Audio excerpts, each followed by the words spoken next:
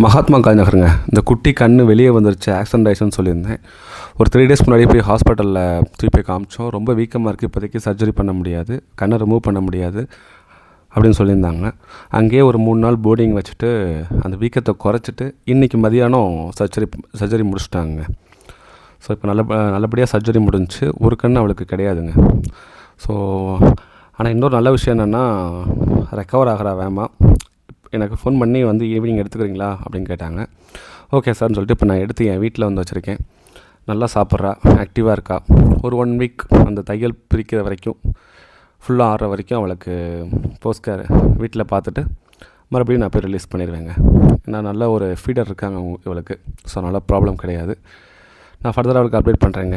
இப்போ நல்லாயிருக்கா. ஒரு விபத்து, அந்த விபத்தில் அப்படியே விட்டோம்னா ஹெட்டு இன்ஜுரி மாதிரி வந்து இறந்துருப்பா.